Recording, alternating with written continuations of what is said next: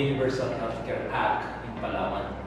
It will be the preferred partner institution of the Department of Health in implementing the programs of the universal healthcare in our province. We have listed several specific objectives because we are still in the early phase of the implementation of UHC Act. First is to establish phases and timelines of implementation of the universal healthcare in this hospital. So we divided that into three sub-objectives. Number one is the preparatory phase, meaning an early institution-based phase, and we target to implement this year 2022 and 2023. And examples of these early institution-based activities would be the epidemiology and surveillance unit. Number two is the networking with other healthcare facilities by providing virtual medical consultation support. So we have identified several hospitals and private clinics within the city and outside the city to be part of this network of healthcare facilities where we establish early network collaboration. Number two is the integration phase, which we target following the initial phase, and we target to implement this on the year 2024 and 2025. Example of these activities include coordination and integration of institutional strategies with that of the DOH, meaning this is the part where we will be closely coordinating with the DOH. What are the activities, what are the policies of the DOH? So we need to align, we need to integrate the programs of the DOH. And secondly is capability building of members of the network. Example is reporting. I mentioned a while ago about epidemiology and surveillance unit. So if we want to make a network with other independent public and private healthcare institutions, we see to it that reporting that we do in our ESU is also the same kind of reporting from our network members. So it's like a funnel where we reports from the dependent member institutions are funneled up to our institution. Then we forward that to the DOH.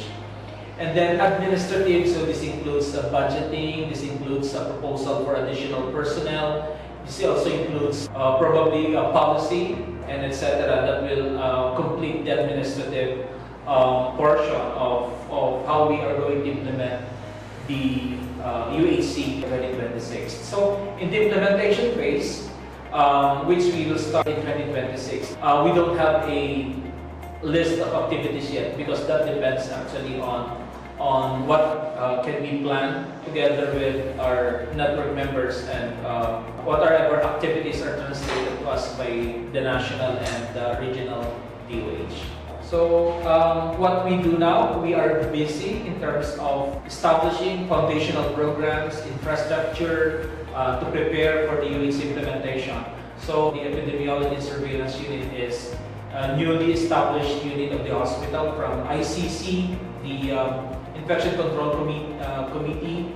We have a nurse dedicated for the ICC, but the same nurse, with this reorganization and restructuring of the ICC, other functions like PhilCat, TB, COVID, probably HIV, as well as probably other reportable cases like in the future maybe monkeypox, are grouped all together under one person.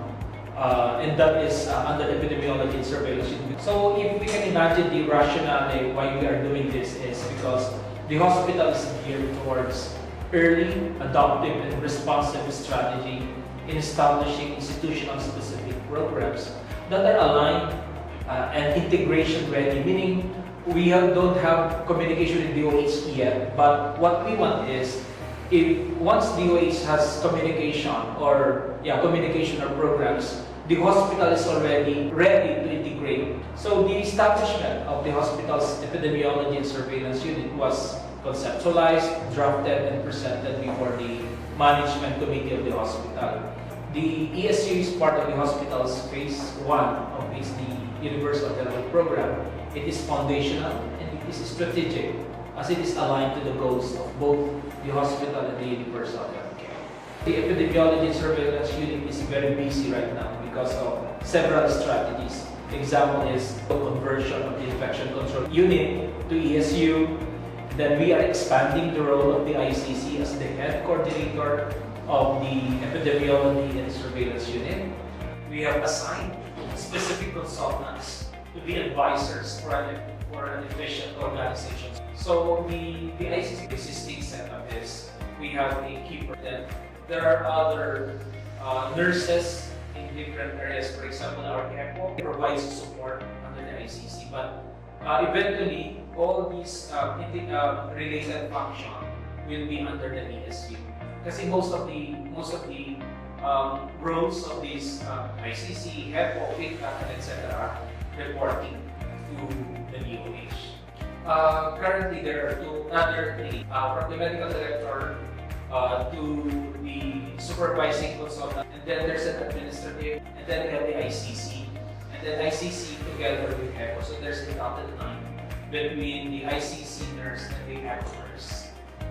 And then the ICC nurse also has specific roles and dotted line responsibility with our nurses from the stations in terms of collection of sputum, collection of samples, urine, blood. So as you can see, it's a network of interrelated disciplines. So we have nurses, we have NEs, we have medical technologists from our laboratory working together, and they're all followed up to our HEPO nurse.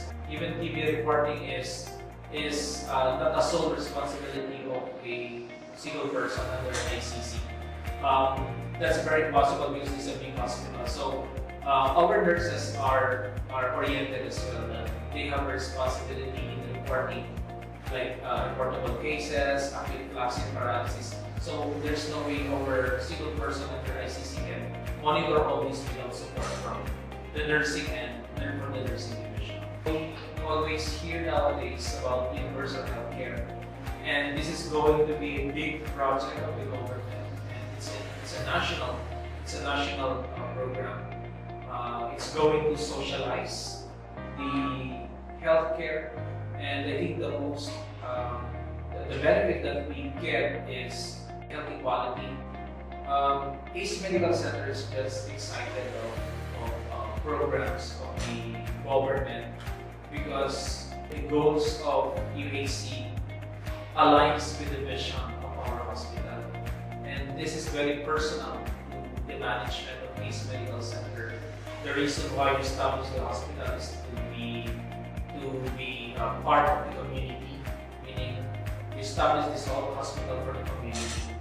And the vision is straightforward, that we need to be part in serving our patients, in serving our clients who are the patients, of course, within the community. So my advice to the other private hospitals is, if you think you are aligned to the vision of the government to make healthcare a right, an equal right for everyone, it shouldn't be that hard because, like I said, just identify strategies in your hospital that are aligned with the mission of the UHC, then consider it as under your UHC program. So as you're implementing your strategies in the hospital, just relay under the UHC program.